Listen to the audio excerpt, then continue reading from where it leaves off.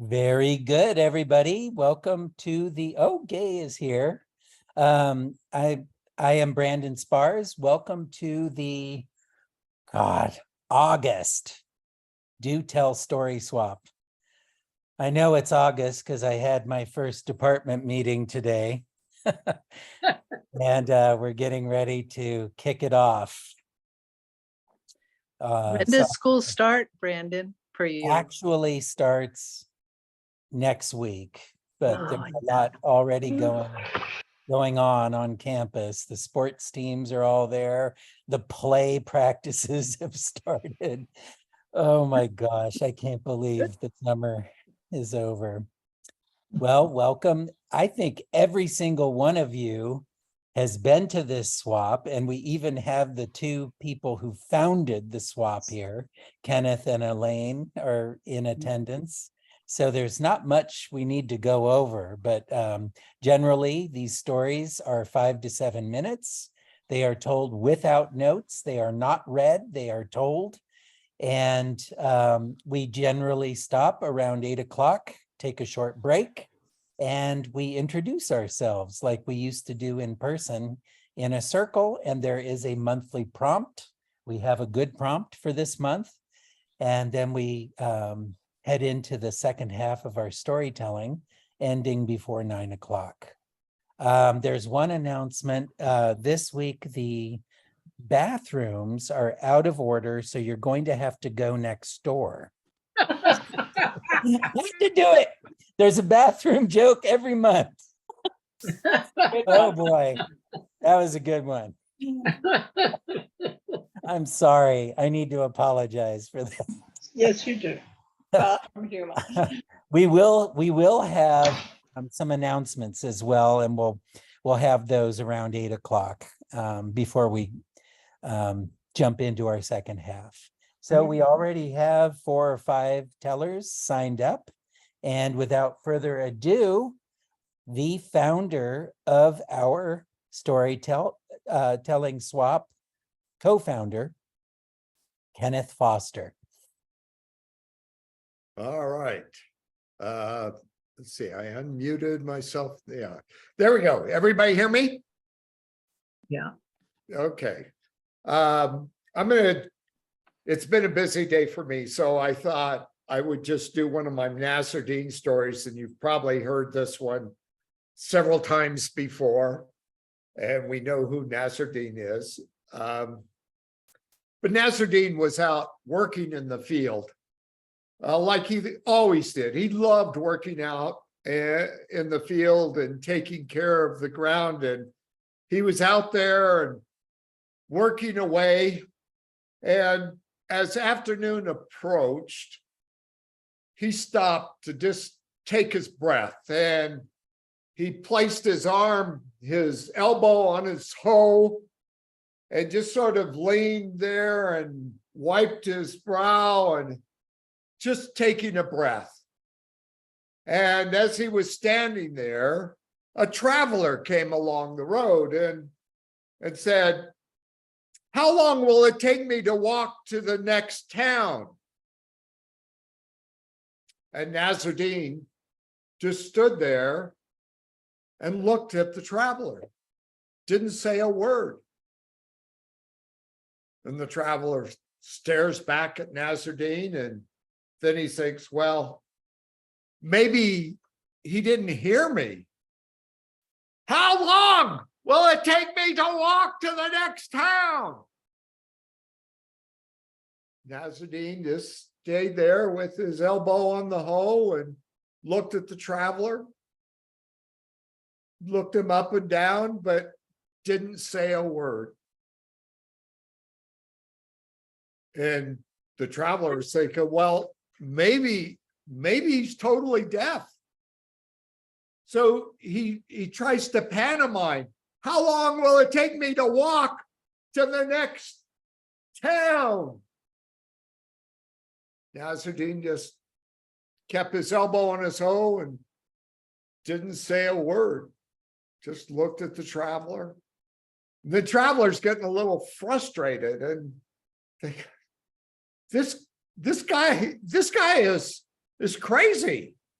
I don't know what's wrong with him. And finally, the traveler's just upset. And he turns around and he just starts walking towards the next town. And after a few minutes, Nazardine yells, "About 10 minutes!" And the traveler turns around and says, "What? Why did you say something before?" And Nazardine says, "Well, I had to see how fast you were going to walk." So that's my Nazardine story.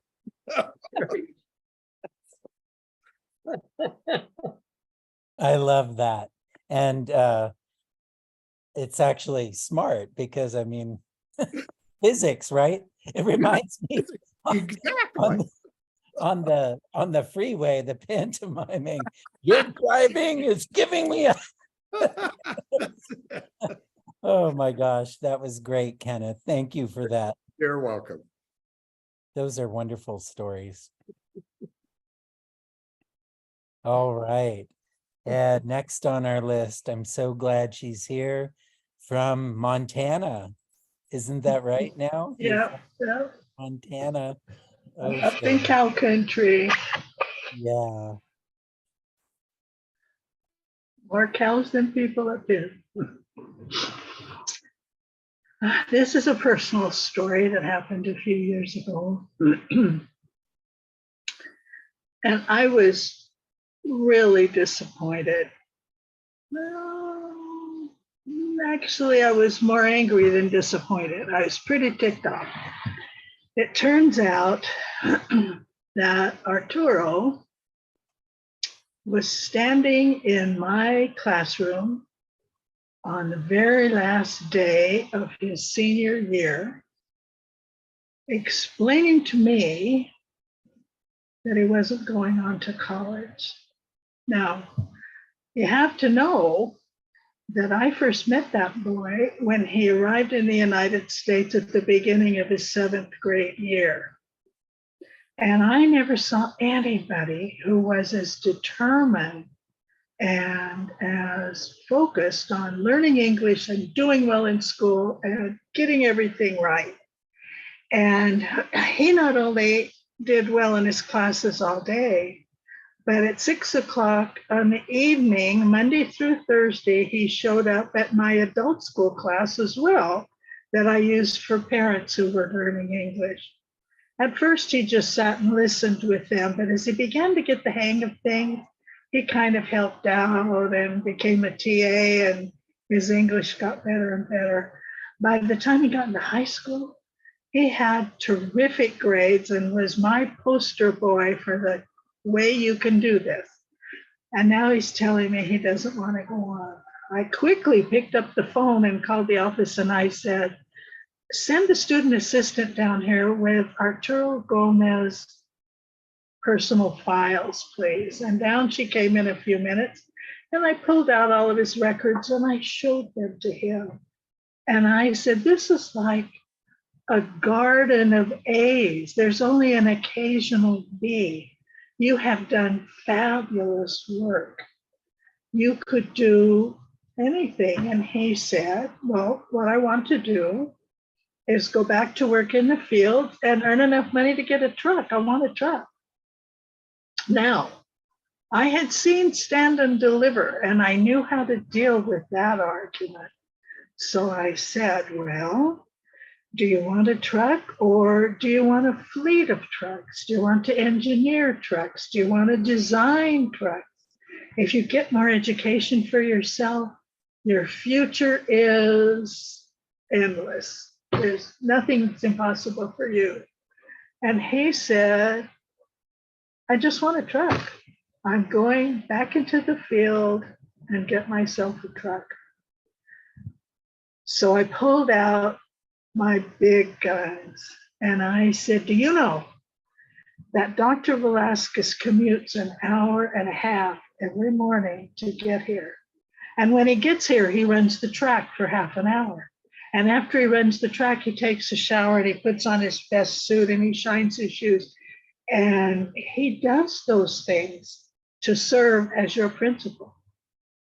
And Frances, the secretary, just went to Fresno for a whole week at her own expense to learn a new computer program that will keep track of the attendance for the school so that everybody in Sacramento and Washington knows exactly if you're absent or you're present or you're tardy. And she did that for you. And the bus driver, Mrs. Flores, spent Saturday in Fresno, paid $200 to get her new bus driver's license so that she could bring you to school in the morning.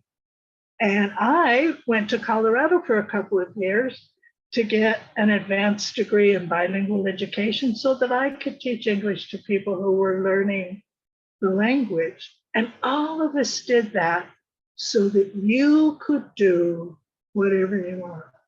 And he said, I am doing whatever I want. I'm going to work in the field and get a truck. And away he went. And I was crushed. And it was just exactly a year later, on the last day of school, when I was once again cleaning out my files, cleaning out my desk, thinking about all that had to be done to get ready for summer, when there came Arturo to the door and he said, come and look. And he took me to the window and we looked, and there it was.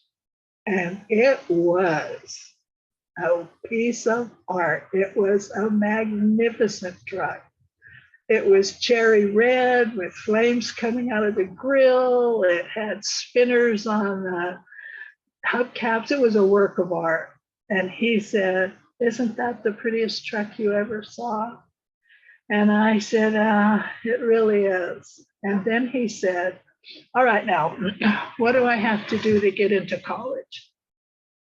And, you know, I've thought about that many times over the years. I learned a lot from that kid.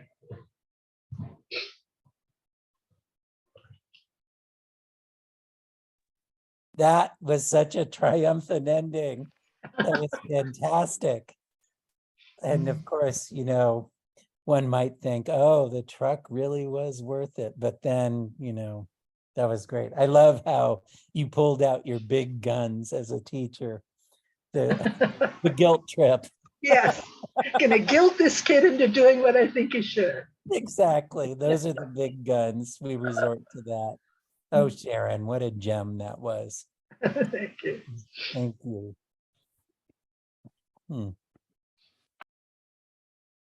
Well, we have kind of a special story coming up, and I know, Katie, you recommended that we pause the recording for this.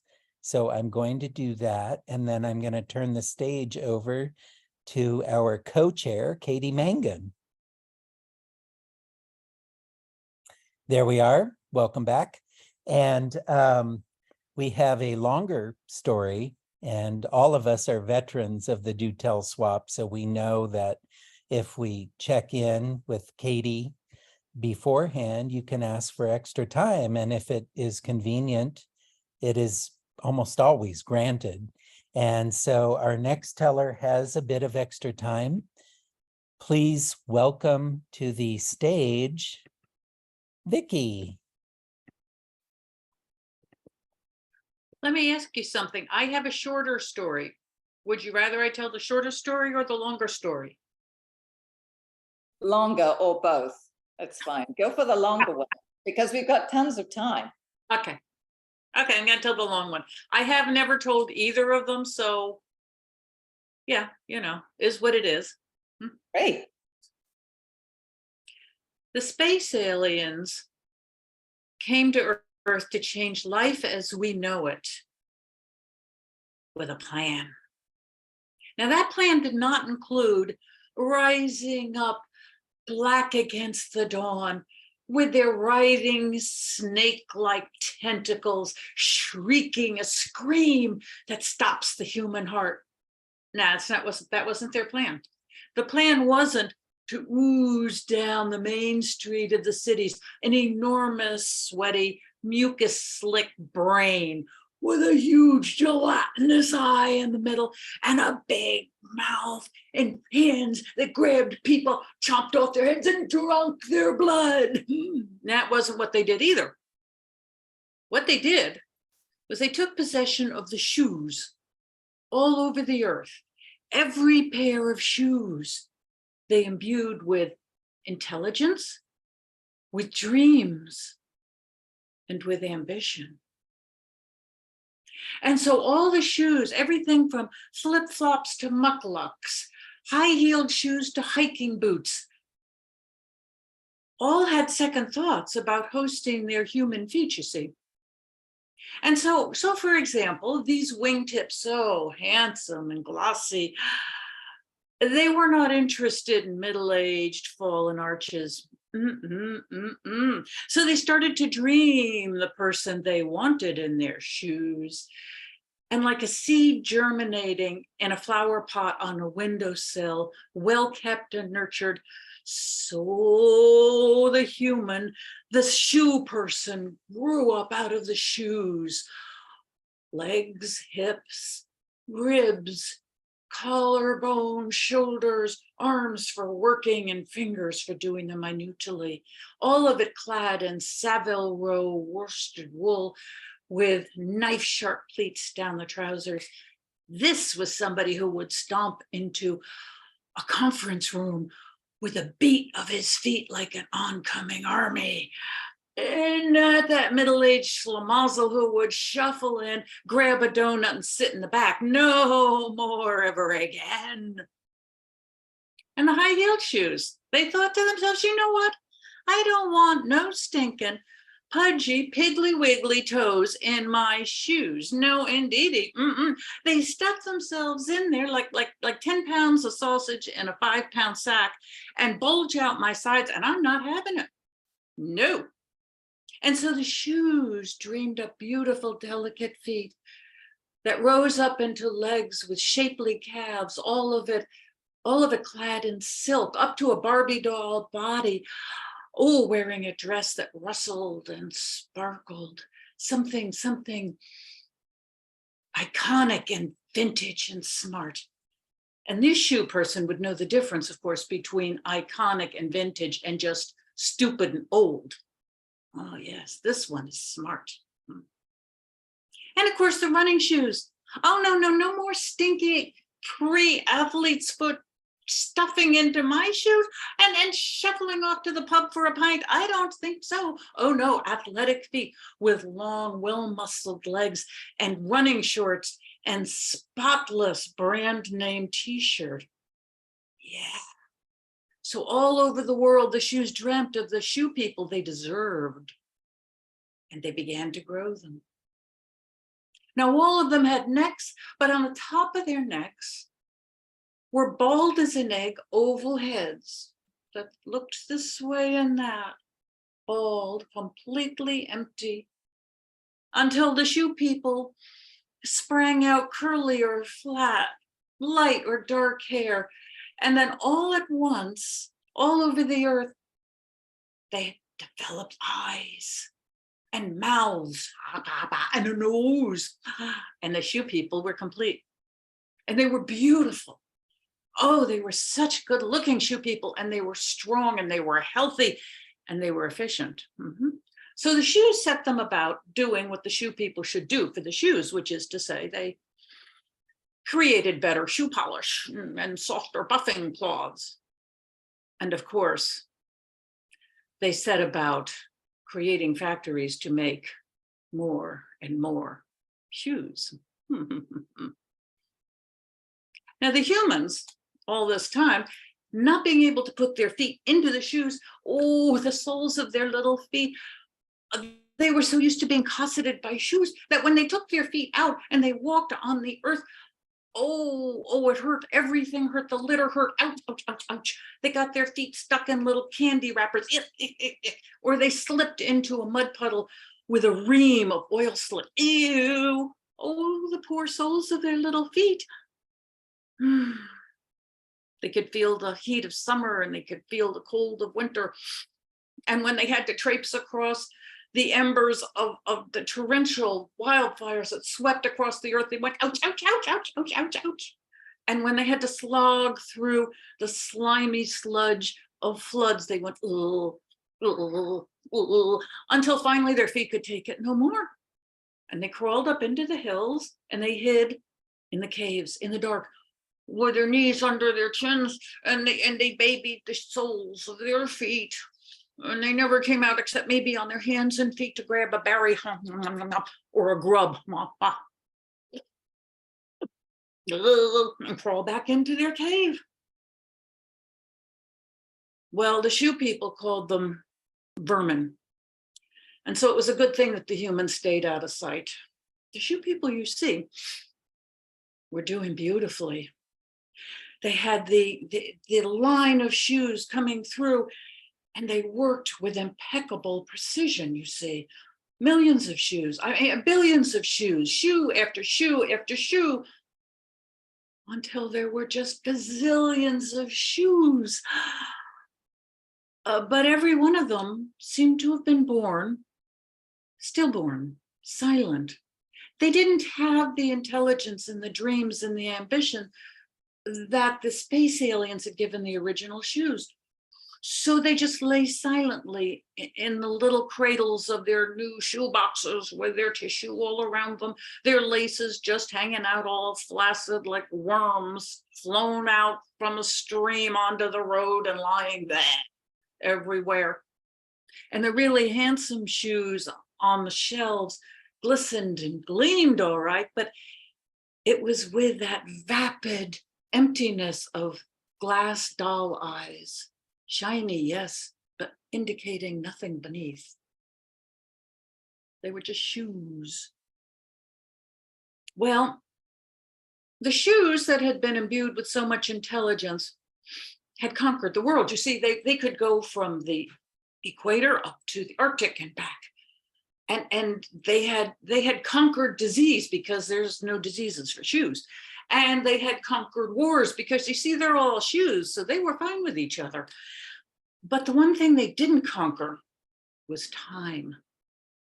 And over time, why, their leathers grew stiff and their plastics cracked and their rubbers dried out and the soles separated from the uppers and their laces all frayed.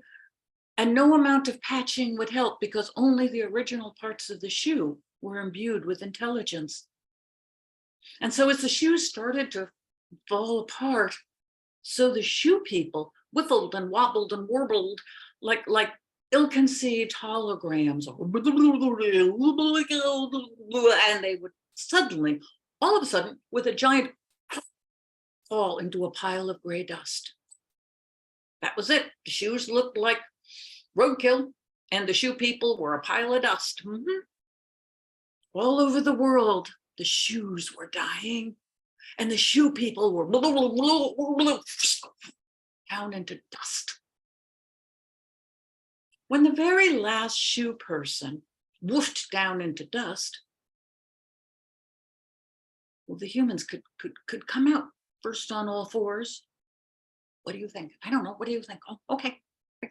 And then finally up on their feet, hobbling to the factories where they found shoes. Oh, thousands and millions of shoes, and their grateful feet slipped into the shoes, and they were so happy. And they did things that happy people all over the world do. They danced and they bumped into things and went, and over time they did other funny things that humans do. They invented things. Some of them even worked, and they built buildings with or without a plan, and they sang songs that they couldn't remember the words to, but they didn't care because they were so happy and grateful and thrilled. But now, in the darkness of those caves, something had happened to that bright crystalline DNA that every human carries, and one tiny sparkling gene in each human developed a twerk. And what that twerk did was that every single human from then on could feel the pain of the earth through their souls. even if they had shoes on. So they might go hiking with their brand new REI boots, but when they saw a coal slide, they'd go, ouch, oh, ouch. Or they'd go clip-clopping down the city street with their brand new scarlet, high heels with the little things on the toes, until they stopped, and then they happened to look down the alleyway, and there in the alley, being blown about by the wind, was the bloated body, say, of a pale shopping bag made of plastic, rising up, burbling and falling down, and they'd go, oh. Or they'd see a factory spewing ooze into the river, and they'd go, ew, because they could feel all that pain now. And so they started to heal the earth. And what happened, of course, was that the earth was better able to nurture the humans, who nurtured the earth right back, who nurtured the humans. And so a symbiotic relationship formed so that the earth grew more healthy, more bright, more beautiful. And that woolly, gray, brown muffler of pollution that had wrapped itself, coiled around like a boa constrictor around the earth, dissolved. And what was left was a sapphire and emerald jewel hanging in space. The earth was gorgeous again. Well, the space aliens hadn't gone anywhere. Actually, they had been watching all this from behind the moon. And every so often they'd zip out on their little silver spaceship and zip back, or back. Well, when they saw that the earth had healed itself and the people had healed themselves, oh, there were high fives all around and joy and celebration, and they got drunk on that sludgy purple fuzzy stuff that space aliens call champagne. Oh, they got so drunk, they got so silly. And then the next morning,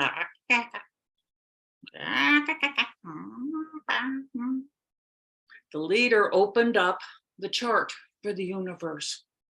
And with one long bony finger, he pointed to yet another totally ill, beautiful planet that was being just sucked dry by life of another sort, of some dominant species. And so they all agreed this was where they were going to go heal this planet. And they folded up their map. And in a blip, they turned their spaceship around, determined to save yet another beautiful planet from yet another dominant, highly intelligent, self-congratulatory, and entirely parasitic species. So off they went until they became just a tiny little twinkle of light in an entire black sea of space, peopled with billions of little lights, off to find that planet and heal that dominant species with their alchemical remedies of common sense, respect, gratitude, and huge helpings of humility. Thank you very much. Wow. That was long. No, well, I think it was about 15 minutes. It was Okay. 14:40. So yeah, 15 minutes. It was. Yeah. So I don't know how to that's shorten it. perfect. No, I mean, that's kind of, it's within the limit of a longer story for the swap. So It's that was great. wonderful. I really liked the laces that were flaccid like worms, glassy like eye dolls. I think those were the eyelets of the shoes. Is that right? Ill-conceived holograms. That was wonderful. And woofed down into dust. Glad to see aliens get drunk and do high fives. Yeah, yeah, they deserve it. Yeah, absolutely.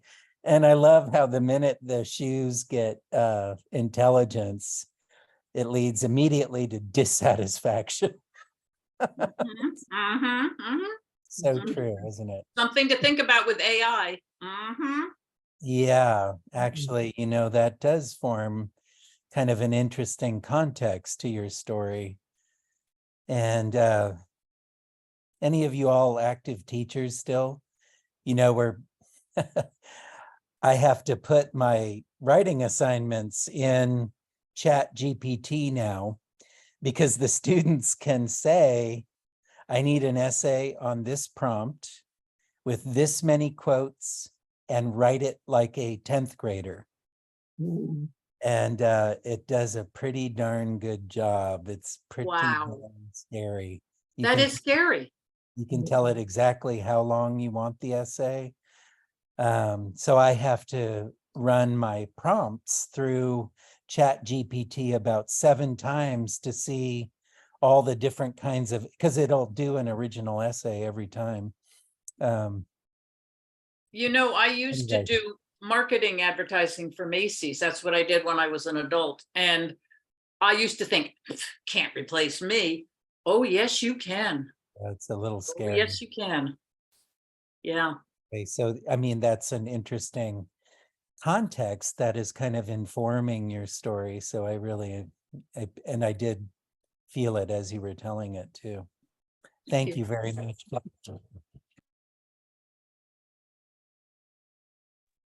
Sorry. Anyway, thank you very much, Vicky. And we have, you know, just a little bit of time before the break. This is all the storytellers who've signed up. So we'll need some signups during the break. But I do have a brief anecdote. I just got back yesterday from Missouri, and I was there helping an aging aunt move into a retirement home. And I went with my mom and dad, and then my brother joined, because my mom and dad are in their 80s. My dad's actually 88, and he wasn't going to be a lot of help moving boxes. So it was up to my brother and I, and we had to share this one hotel room. There was a queen bed for my mom and dad and a queen bed for my brother. And as we were checking in, the woman at the desk said, oh, well, you all should enjoy the barbecue we have right through those doors. And she pointed at these doors. And we worked all day, and we went home, and my parents were exhausted by 6:30, and they fell asleep without eating dinner. And my brother and I were hungry. And so we went down, and the lady at the desk had said this was Black Bandana Barbecue. And of course, you know, Missouri is famous for its barbecue, St. Louis, Kansas City. And so we were looking forward to it. We went through the doors, and sure enough, there was this woman working away on this grill, smoke everywhere. And there were some kind of outdoor tables to sit at. So we plunked down in the tables, and she kind of turned around and noticed us, and we said, what's on the menu tonight? And she said, stuffed chicken breast. And I said, well, what's it stuffed with? And she looked back at us and she said, I don't know. And I thought that was strange. And I said, how can you be serving that and you don't know what it's stuffed with? And she didn't really say anything. And my brother asked, I hope there's sauce with that, right? Barbecue sauce. And she looked back at us and she said, nope. Very weird. There were 2 pieces. We noticed that on the grill, and we said, well, there's just enough for us. And she looked back at us and she said, nope, there's 1 for you. And I'm hoping to eat this one with my husband. And I started to think, this is awfully weird. Like, what kind of barbecue place is this? And I said, you are the Black Bandana, right? And she looked at me and she said, no, I am not. I am just staying in this hotel, and I'm about to give you half of my dinner. And a voice from behind us suddenly piped up, and it was probably her husband. He said, the Black Bandana, Well, you boys are looking for that place right over there, and across the parking lot in big neon lights, there it was, Black Bandana Barbecue. And so we kind of apologized and we walked, away. And as we were leaving, the husband called, and don't get the chicken, get the ribs. I just thought that was kind of a funny little anecdote. I don't know. I thought, Great story. yeah, to share with you all. So we are going to take a short break now, 5-minute break. And what I recommend is that you put your view, which is in the upper right corner, on gallery. And if you are so inclined, unmute yourself and you can have a chat with whoever else is looking to chat. That's a nice way to spend 5 minutes. I told you the bathroom's out of order. You'll have to go next door. Don't forget. And I'll see everybody in 5 minutes. I will stop the recording and then restart it, and we'll do our circle where we get to introduce each other and respond to this month's prompt. So I'm looking forward to hearing from everybody. I'll see you in 5 minutes. Great.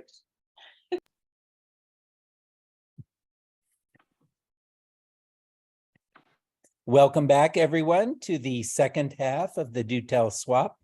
This is where we will introduce each other, just like we did when we were in person in a circle in Kenneth's garage originally, and then in various other venues after that. I do have one announcement. Next week, August 16, as part of SAC's genre series, we will be represented by Sharon Elwell, who will be doing a personal story. So be sure to sign up for the genre series, and you can register. They'll send you a link, and definitely don't wait to the last minute.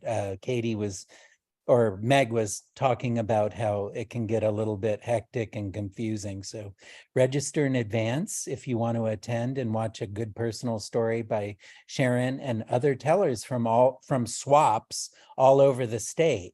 And that, let's see, July we had, I told one in July, right?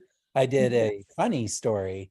And so we are looking for a Do Tell Swap teller to represent us in September, and that will be Folk Tales. And I see Genevieve has put something in the chat, a link to register. And it has all the genre signups. But Genevieve, I think you sent that only to me. So put it to everyone, and that will be very useful.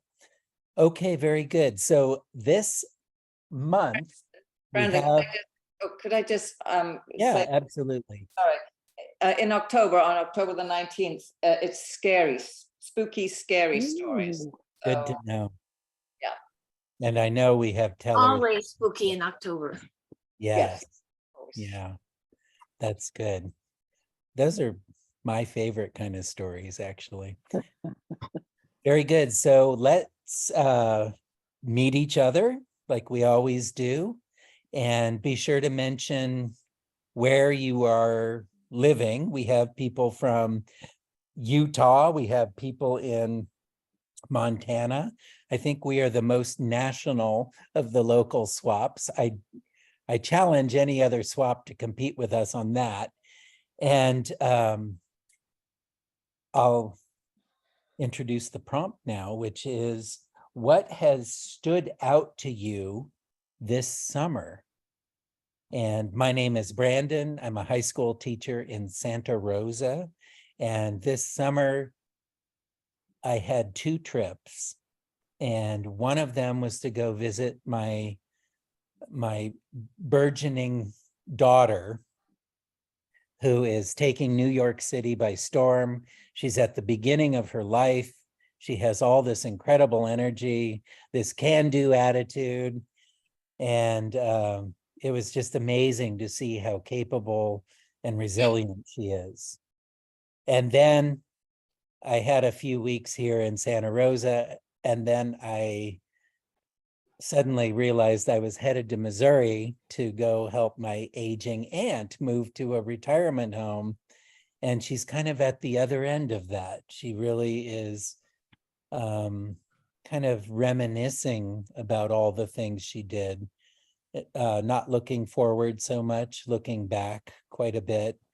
And of course, that was accented by all the boxes that I packed and then unpacked and went through with her, and saw her picking up pieces of fabric and remembering when she got it and where she was, and reminiscing quite a bit. So it was kind of a depiction of life, both ends of life, I would say, and that really stood out to me. I'm going to turn it over to Katie, who will introduce herself and respond to the prompt. Hi, I'm Katie Mangan, and I live in Santa Rosa. And I have two things that stood out for me this summer, and I went to two retreats, actually back to back. The first one was in Mount Shasta, and it was to celebrate 777. So it was the 7th of July, and if you add up 2023, it comes to 7. And it was led by Meg Benedicte, and it's pretty cool. And we did ceremonies at the headwaters of the Sacramento River, a ceremony on Mount Shasta and at the lake.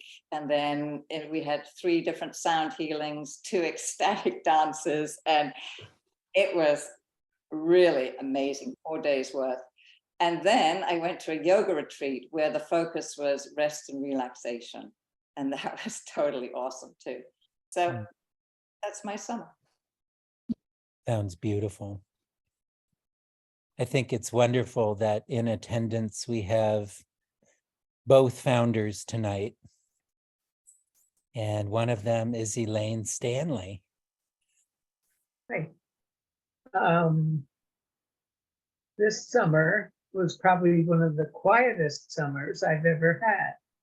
I used to river raft every summer or backpack or both. But now that I'm getting older, it's true. You don't notice that you're going forward, but all of a sudden you're looking back more and more. Remembering things, times, people, places, trips, everything. So it's been a wonderful summer.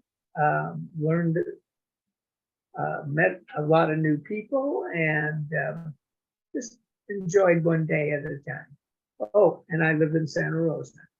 That's it. Thank you, Elaine. Thank you.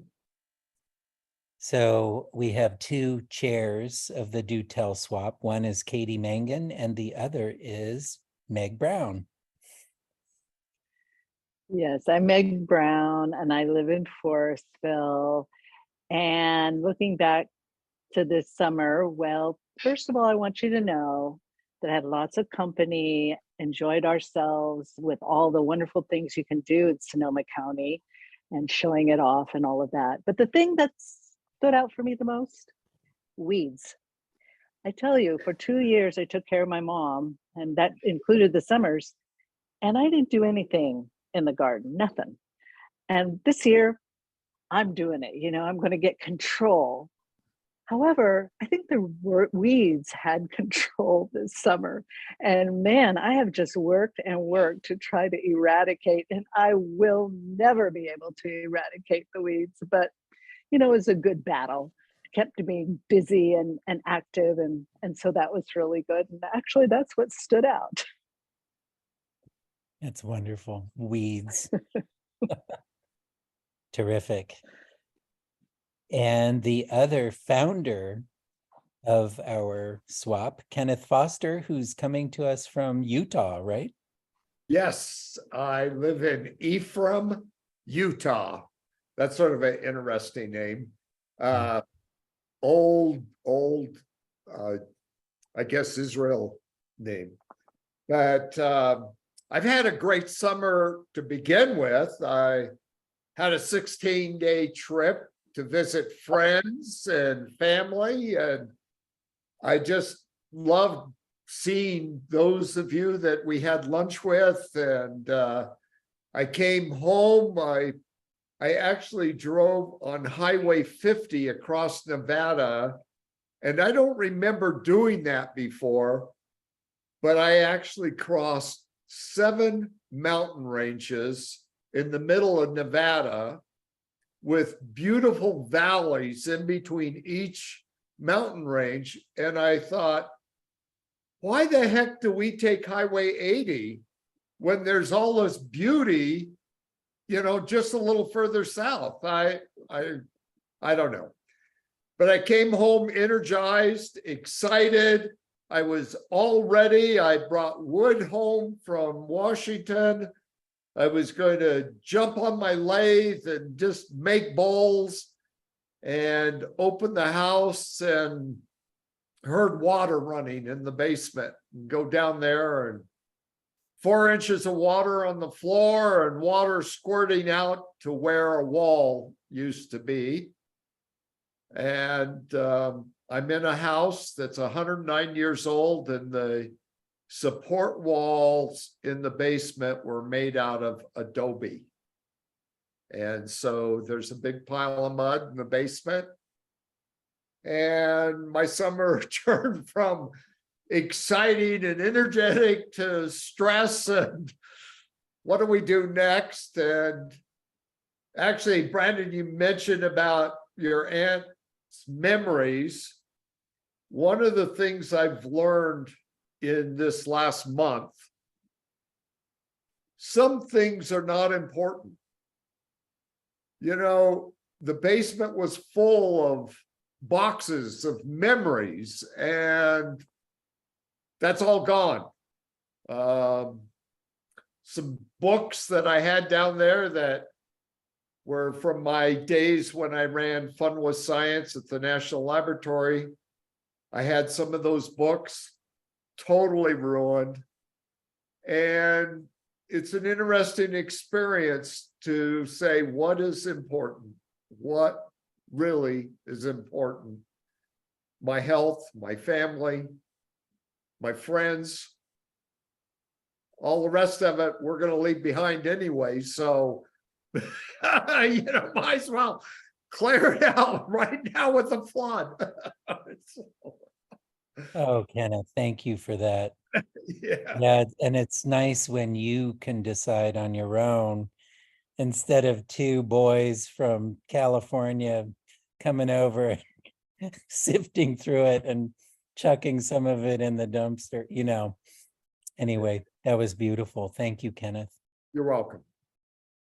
A woman who needs no introduction, Vicki Ness. My name is Vicki Ness. I live in Sebastopol. And we started out the summer on a real forward marching note. We had the house rewired because we have very old cloth wrapped wires. And so if you stepped on them, terrible things happened and we would have died in our sleep. So we had them all rewired, which caused my wife to go into a fit of Swedish death cleaning, which means there is a whole thing. It's even a TV show. It means clearing stuff out so that your relatives don't have to do it after you die. And so she just went after that anvil and tongue, and we were just moving ahead. But the thing that stood out for the summer for me was that we went down to the beach, and I was rinsing off something in the ocean, and a wave came and picked me up and dropped me down on face first in the sand. And I wound up with this kneecap that was like this big and bruise, and I was a mess. And I was surprised at how long it took me to recover and how hard the floor of the ocean is. Sand is not soft, it turns out. And anyway, it took me about 2 weeks to be able to get functional again and be able to go places and do things. And perfect timing, because a friend of mine from Connecticut was coming, and there were 3 of us, and we were going to Tamales to do an Airbnb as our 50th friendship anniversary. We've been friends for 50 years. 2 days before that, she passed out in front of her stove cooking dinner, and it turned out she had basically heart failure. And so she couldn't come. And so that left my friend who lives in Albany, we see each other all the time, going to Tamales, which was fun, but anyway. And then I had another friend coming to the Apple Festival. She was going to spend the night that Saturday night. So she was going to come up Saturday, and we were going to the Cat Video Festival, which is just nothing but 80 minutes of ridiculous cat videos. And I just love this shit. Love it, love it, love it. And then we were going to go to Terry, and my friend and I were all going to go to the Apple Fair the next day. Well, last week, her sister died, her older sister died. And so that's not happening. And I think what struck me over the last month of these things happening is the fragility of life and how much I take for granted, and how grateful I am, and so it's sometimes you're marching along, and I know that we know this logically, but when something goes thonk and you're suddenly flat on your face, it makes you realize just the fragility, and to appreciate where you are and who you know and who you love. So that's that. Thank you, Vicky. We're finding a lot of wisdom here just in introducing ourselves. Vina, are you ready? There you go. You're on the spotlight. Oh, you're muted. Well, it's been a very quiet summer. John with dementia doesn't really want to go very many places. And so being the gardener and the homebody that I am, we've been content to pretty much stay at home. On Monday? No. What day is today? Tuesday? No. So anyway, just 3 or 4 days ago, our granddaughter came over and helped us can 6 quarts of peaches, which was the peaches that were left over from a box that we had gotten from the Delta. So that was very fun to work with her. Mm-hmm. Smart and capable and fun to work with. So that was the highlight of last week. And then this week we have a brand new kitten. We've been without a cat for a couple of years since our cat died, and it's going to be a treat to have a cat. This cat turned out to be a little bit of a barn cat. He was a rescue from a not wonderful situation, I don't think. So he's a little wild, and he's having to learn to not be too scared around us, and to be fun. He's going to be a fun kitty cat. He starts purring the minute you pick him up, so I feel like he's going to be friendly. So that's my summer. Did I say I'm Vina Breifogel from Pengrove? Thank you, Vina. And next up, we have Laura. Oh, hi. I'm Laura McHale Holland. I live in Rohnert Park in the L section, where a half a block away, a mountain lion was roaming right about the same time I walk my puppy every morning. I have since changed my habits because I used to like to go out till like a few days ago before it's like really quite light, because then I can just like throw on a sweater and go out in my pajamas and nobody sees me because nobody's out. Plus our dog is highly reactive to noise and cars and stuff, although he's improved immensely, but it's a great time to walk him. So anyway, that's a little piece of my summer. But actually he stood out a lot because it used to be very stressful walking him, and I've worked really hard and it's not really stressful anymore, partly because he has a girlfriend now. He's 10 months old and he's in love. I met a woman walking her little Shih Tzu Maltese, and the dogs, they just clicked, and I clicked with her. And so we meet at the park, which is like just a couple blocks away, and they run around. And there's a wonderful thing about Rohnert Park, which a lot of people who don't live here don't know, is there are trails where you can just walk a couple of blocks and you're completely out of the developments. I mean, you can see like fences and stuff, but I mean, you're right along Laguna de Santa Rosa. And so, you know, we walk there and it's been wonderful. And but I've also realized that I'm making my life way too chaotic. I mean, there are things that are out of my control. Well, I brought the puppy in, which brings chaos. I've got 2 granddaughters, which I love, and we spend time with them every week, a couple times a week, several hours. So they bring their own little chaos, which is wonderful. But then I do to myself, I'm on so many mailing lists and people have so many good ideas. I think, I want to do that. I want to sign up for that. I want to go here. I want to go there. And I get myself so exhausted just thinking about it all. I just like crash at home. And that's kind of, I have to do something about that. And I started like, usually in my journal, I'll write in my journal every morning a little bit, and I'll write some things I want to do for the day. But then I lose track of like the bigger picture. So I started like keeping this running list of everything I think I want to do. And I've only been doing it for a short time and it's massive. And I realized, you know, something has to change. So that's my summer. I realized something has to change. I don't quite know how I'm going to do it, but it's going to change. Oh, Laura, thank you for that. That was almost like a performance of a story. That was delightful. Oh, thanks. Next up, we have Gay.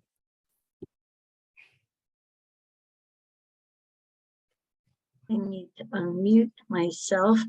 Well, my name is Gay Barner and I live in Santa Rosa. And I had 2 trips this summer as well. And the first one was a road trip up around Oregon, excuse me, where I'd stop and see people that I hadn't seen for a really long time, and then end up in like a little family reunion. And then the second trip was for my cousin's memorial in New Brunswick, Canada, which meant going to an entirely different part of the world. You know, excuse me. It was really wonderful being together, though. Sorry it took the memorial to get us together, but it was really, really wonderful being together in person with people that I normally am just in contact by email or letters and stuff. It was really it's been a wonderful summer. Oh, thank you, Gay. Terrific. Sharon? I feel like a little bit of what everybody said. I was thinking about how my perspective changes, you know, during the winter when I'm up on Puget Sound looking down at the water. It's exactly the same every day. It's cloudy and overcast, and those are what the days look like. And it's just one monochromatic place to be. But here in the summertime in Montana, they have dramatic, violent changes of weather. In the last 24 hours, it was in the high 80s. There was a thunderstorm. It was foggy in the morning. There's just a lot of difference. But the other thing I noticed was last night, there were a lot of crickets chirping. And I haven't lived in a place where I could hear the crickets for a long time. And I heard, I knew that you can tell the temperature by counting chirps, you know, so I did that. You count how many chirps you hear in 15 seconds and add 40 and you get the temperature in Fahrenheit. So I tried that and I listened, I heard 28 chirps in 15 seconds. And so that was 68. And I went on the computer and it said the temperature here was 69. So I thought, that's so fun. It's such a contrast between city life to be here The school here has 120 students in all the grades. That's the whole size of it. And there really are more cows than people. And I can see them right now as I look out the window.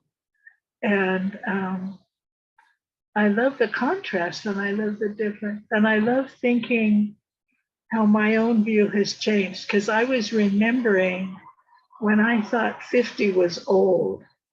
I thought people who were 50, were past it. And now I have children that are 50. And it's a little bit different. Your perspective on everything shifts. And in a way that's delightful. I've enjoyed this summer. You just blew my mind with the cricket thing. I know, me too. That was so fun. That was amazing. I haven't heard crickets in a long time. And here they are. That was wonderful. And next up we have Deb.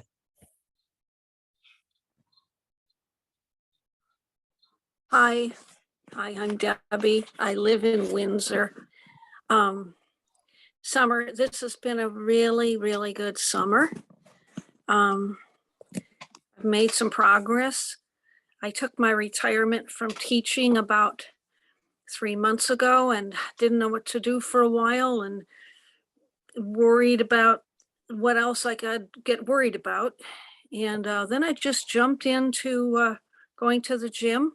I hadn't been to the gym in years since COVID, and I thought my body's just way too old. I'm going to hurt myself. I better not even try to get on that machine. Well, I don't know, but I'm doing good. I'm getting in there and I'm going and I'm getting more weight on the weight lifter and I'm getting strong. And I'm sort of like recovering like some of my not athletic, but my energy I had in my 40s when I got active. I'm doing it again. So it's been a grace to me what's going on here. And I just try to show up and work. And I realize you try, you might be surprised what you can do.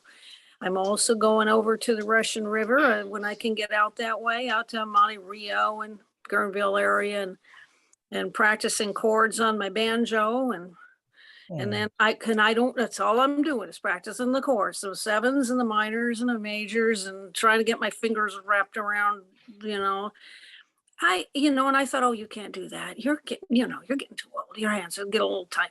But if the fingers twisted this way, it actually works better. And this one twists this little arthritis going the other way. It's sort of doing all right.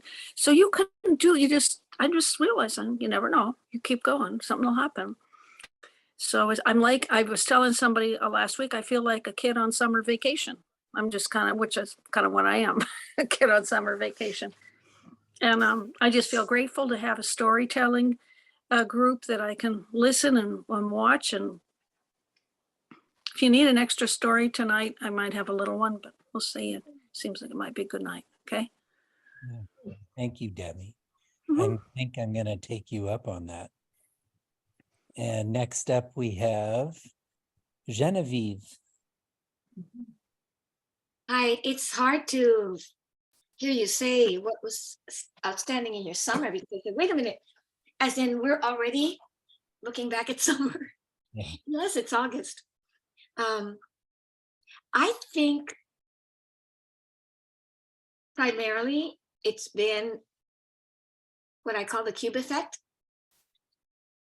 Following the experience that I've described of helping my friend move out of her storage unit in Vallejo. I did tell that story at Freight and Salvage, which was great fun.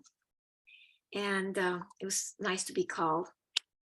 But the whole idea is just how that experience of focused activity has transformed me. It's transformed how I see myself in my life. So this summer has been quite exciting in that sense. I really call it the cube effect. It's a transformation for me.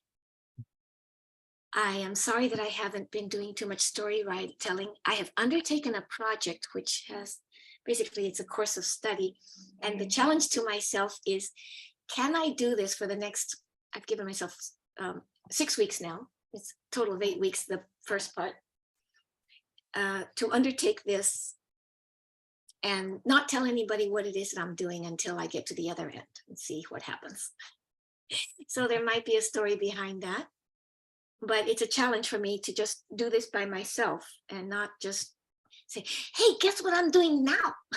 I can really relate to those of you. Who was it that said she had the list that was very, very long? Was that Laura? Yeah.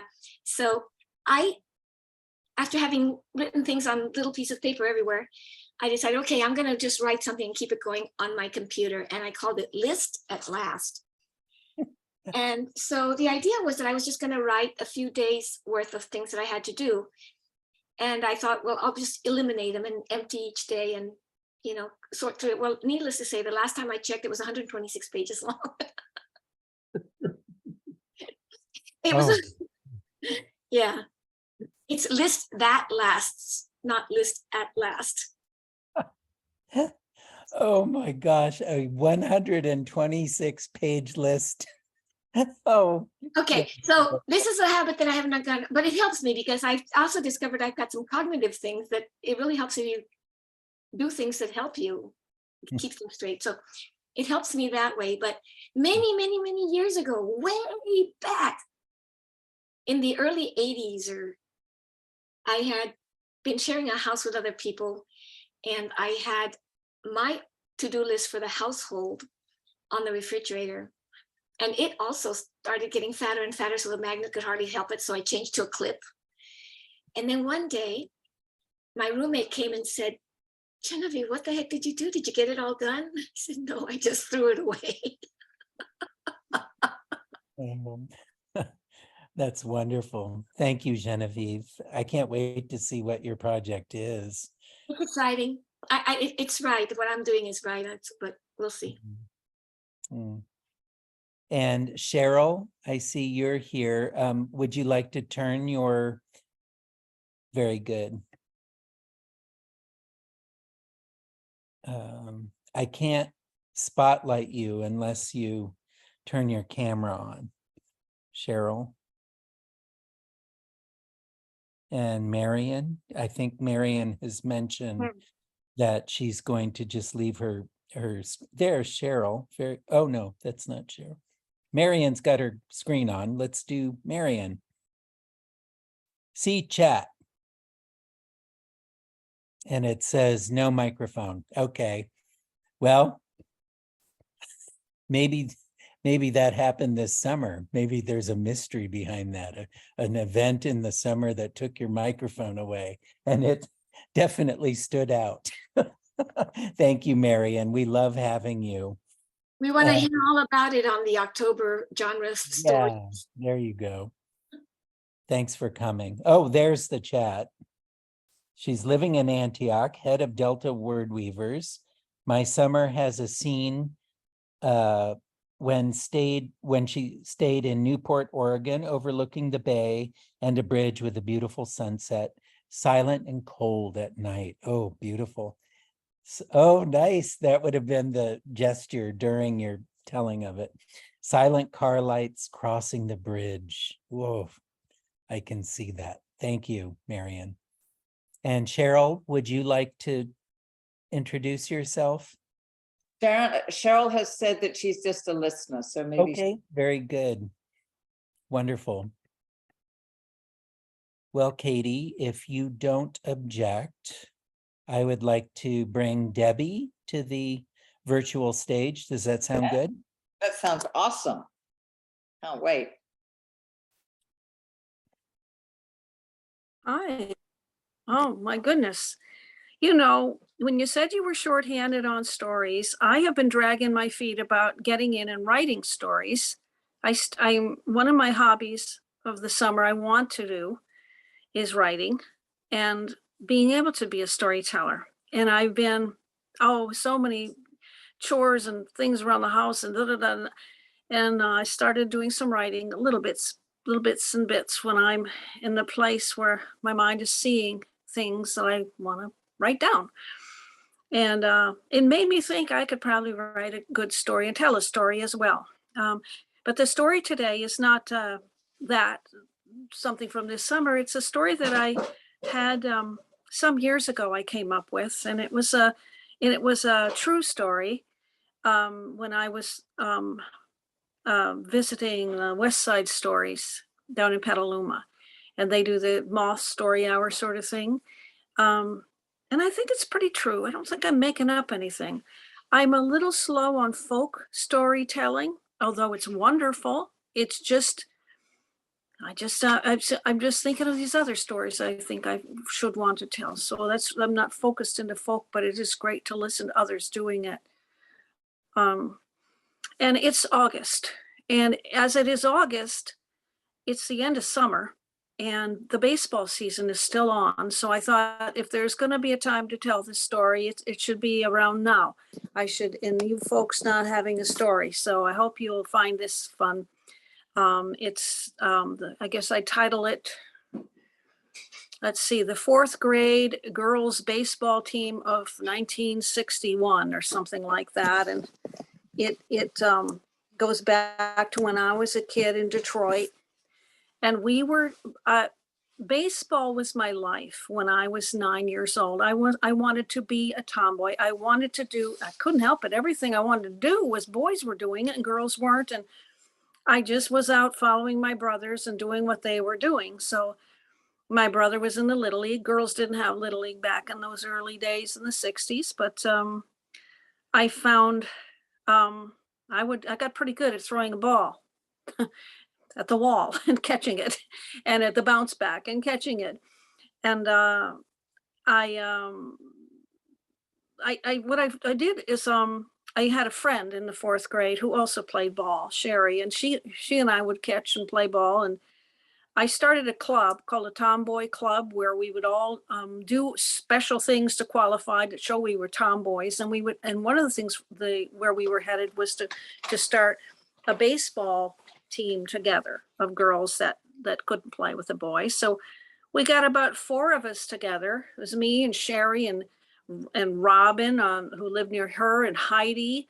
And just the 4 of us. And Heidi had thick glasses and she just held the mitt up, and so, but we had our little team and started doing that. And it was great. And our family, when we got lucky, we'd get to go to a baseball game together. And the Detroit Tigers back in Briggs Stadium back then, they had these old fashioned stadium, real high up around the field. So you could felt like you were right inside the field. And the Tigers, that year they lost every single game. And we loved it anyway. I was so thrilled that we were going and that we got to go. It was an evening game and the whole family was there that summer. And they lost a game, and the men, they would go over to the side and they kind of put their hands in their pockets and they try to think of something positive to say. Yep. Don Mossy got right under that pop-up. Sure did. Yep. And that would be like that. The guys do that. And the women, we'd all be, fussing and going on our way, going home that night. But you just felt good that you'd been to the game. And still in the 4th grade, it was getting towards, the season was moving along, and it was the end of the school year. And we had a teacher, Mr. Myers. Mr. Myers, he was different. He used psychology on the kids. Instead of hitting them, he would say things like, in those days, teachers could hit children or spank and this and that, but he would say things like, "I'm very angry at you boys," and things like that. And you knew that he was using psychology. And so it was different. And he also, he used to play a ukulele, and he would bring the ukulele to school and one time, and he played for us, the fox. The fox went out on a chilly night. He prayed for the moon to give him light. He had many a mile to go that night before he reached the town. Oh, and we sang along with him. I'll always remember those songs. I'll always remember that teacher and what he gave us. And one of the greatest gifts he gave us, all these things were the unusual things, I suppose, but he gave us the gift of letting the girls play a game of baseball with the boys. said, we're all going. He said, if you have a mitt, bring a mitt. And I had a mitt. I had a left-handed pitcher's mitt and everything. And me and Sherry and Robin and all those girls who were in the Tomboy Club all showed up, and I was just, I can't, yeah, I think, you can't think of a better day that you ever could have, that you're going to get to play baseball when it's what you wanted to do. And so I was thrilled, and we played. And I don't remember much what happened. I know I hit the ball and I got on first base, and, but it was just like, he let us all get out there and play with the boys. It was a wonderful day. To this day, I work with children. I've been working in education for some 20 years or more.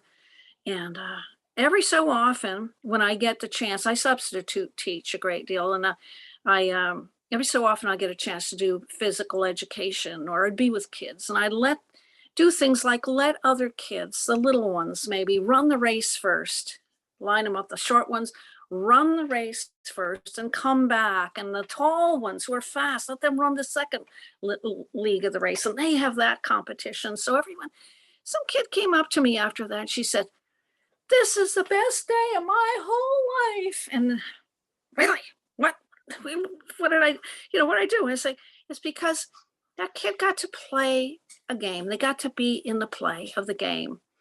And that's what I think is important with people and teaching, is just let everybody get out there and play.